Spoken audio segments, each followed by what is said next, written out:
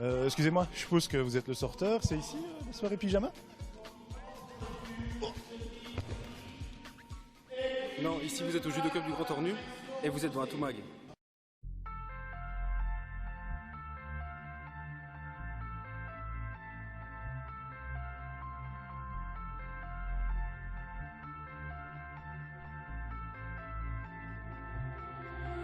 Let's hit the sweet spot. I'm ready to go. I want candy tonight. Let's hit the sweet spot. I'm ready to go. I want candy tonight. Dis-moi Théo, ça t'impressionne pas du tout toi le judo? Ça dépend en fait. Pour les entraînements, ça va, mais en compétition, des fois, oui, quand même. Et t'as de bons entraîneurs ici à Ornu? Qu'est-ce que tu penses par exemple de Yves Bottio? Bah, il est bien, il m'aide souvent au niveau des kumikata et tout. Ouais, ça va. Ok, merci Théo. Je te souhaite un bon entraînement et on va justement aller retrouver ton coach Yves Bottio. Allez Joël, viens avec moi. Yves Bottio, bien évidemment, qui donne sa séance, comme il le fait traditionnellement différents jours de la semaine. Yves, bonsoir. Bonsoir. Yves, tout d'abord, j'ai envie de vous demander, parlez-nous un peu de votre club. On sait qu'il s'est passé quelque chose de fort intéressant le week-end dernier. Allez, dites-nous. Voilà, le week-end dernier, nous étions avec l'équipe de division nationale à Gand. Magnifique salle, faut dire ce qui est, grosse infrastructure et grosse démonstration de la part de nos amis flamands, de leurs possibilités en matière d'organisation. Et nous venions clairement pour essayer de gagner le titre. Mais nous savions que ce serait mission difficile étant donné que nos renforts allemands n'étaient pas présents pour raison de blessure pour l'un et pour avoir été en sélection pour l'autre. Donc nous avons fait mieux que de limiter les dégâts. Nous terminons deuxième cette compétition et nous sommes très contents d'être vice-champions de Belgique interclub en division nationale. Quelle résonance ça peut avoir dans le monde du judo, le fait de finir deuxième pour votre club? Mais on dit toujours qu'avant d'être maître à l'extérieur, il faut être maître chez soi, dans son pays. Donc voilà, ça veut dire que nous avons ici au club, évidemment, des athlètes de niveau international. Et ces athlètes ont permis au club de se hisser année après année au plus haut niveau.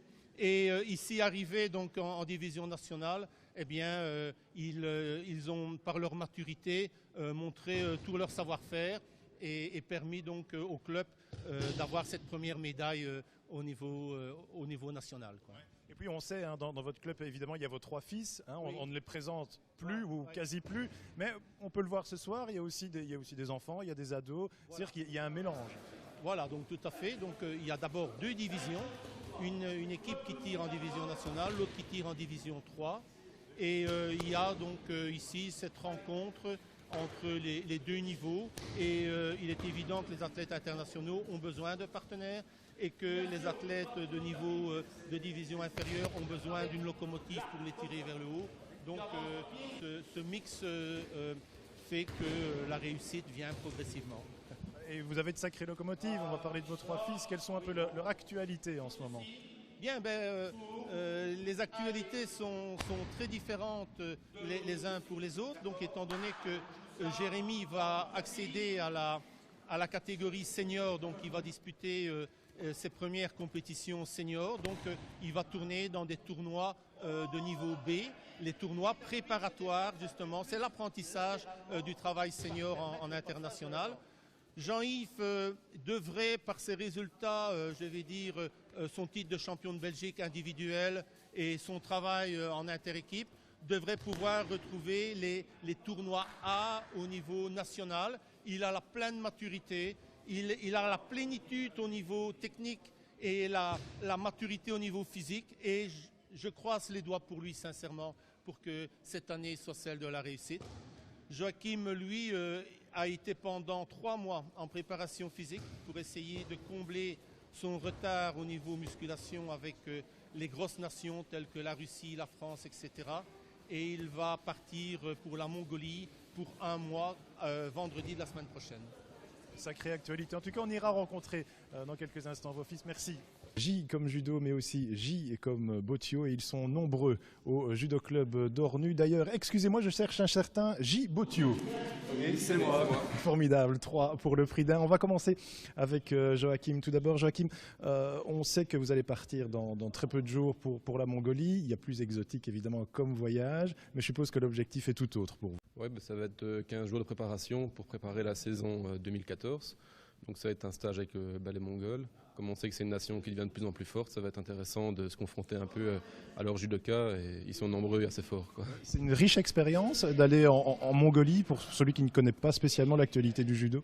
Ouais, je pense que c'est encore un peuple qui a beaucoup de traditions, c'est assez typique. Donc je crois que ce serait une belle expérience humaine et aussi une belle expérience sportive, quoi. Ouais.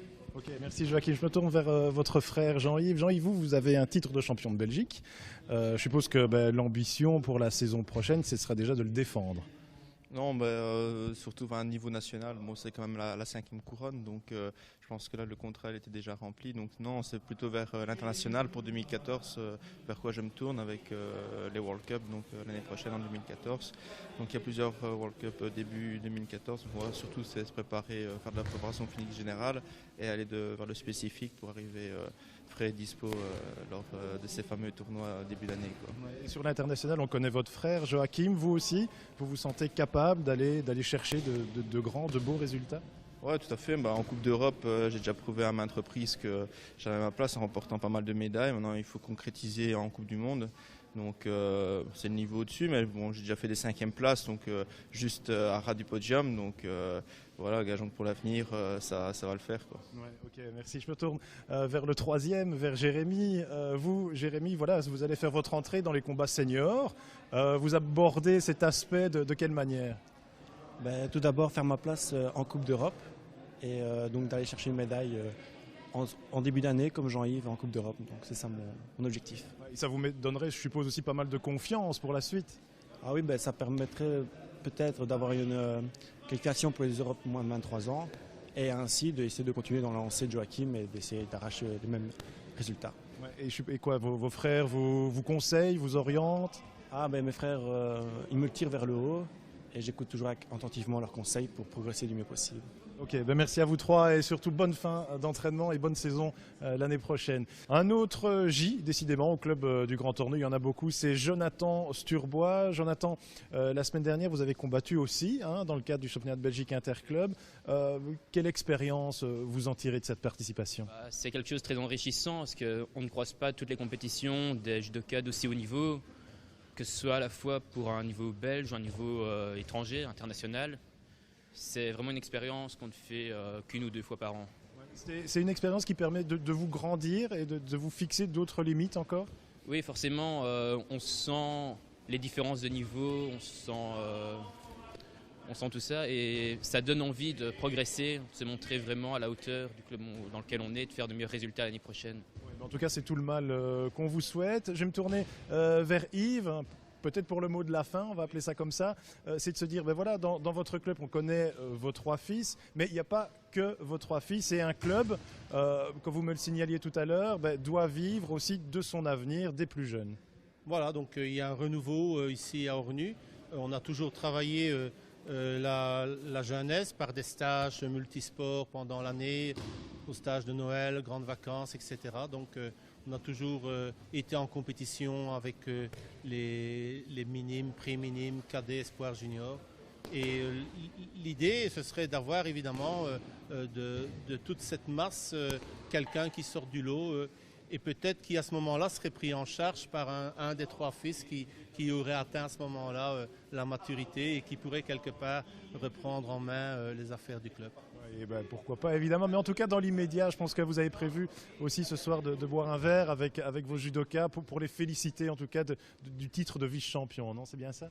Voilà, donc on a invité tous ceux qui ont participé, autant division nationale que division 3, et tous les jeunes prometteurs, je vais dire, les jeunes pousses qui ont un potentiel.